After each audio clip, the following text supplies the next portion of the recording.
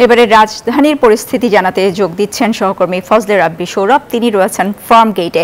চলে যাচ্ছি তার কাছে। সৌরভ, ঘূর্ণিঝড় রিমাল রাজধানীর জনজীবনে কি ধরনের প্রভাব ফেলেছে আর আবহাওয়া অফিস কি বলছে?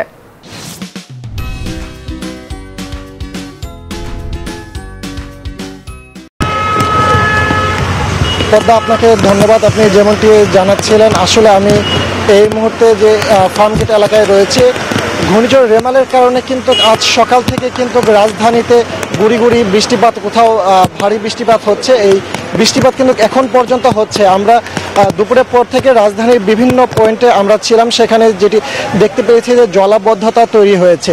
এই সকাল থেকে যে টানা বৃষ্টিপাত যেটি হয়েছে, সেই বৃষ্টিপাতের কারণে কিন্তু রাজধানীর ফার্মগেট, কাউরান বাজার, পান্থপথ, নিউ মার্কেট, মোহাম্মদপুর এলাকায় কিন্তু জলাবদ্ধতার কারণে আমরা তীব্র যানজট দেখতে পেরেছি।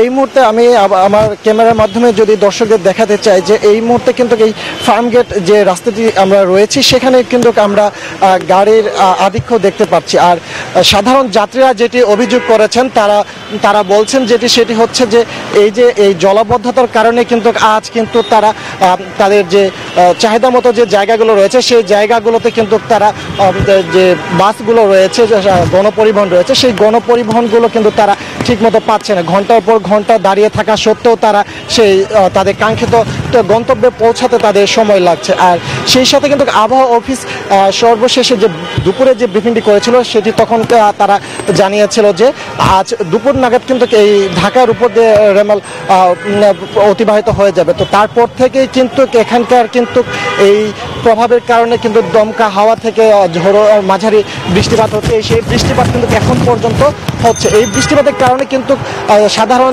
শ্রমজীবী মানুষ যারা রয়েছেন, তারা ব্যাপক দুর্ভোগ পোহাতে হচ্ছে। তারা যেটি বলছেন যে কাঙ্ক্ষিত জায়গা পৌঁছাতে তাদের দ্বিগুণের বেশি তাদের টাকা গুনতে হচ্ছে। তো এই ছিল রাজধানী থেকে জলাবদ্ধতা এবং আবহাওয়ার সবশেষ তথ্য। পদ্মা।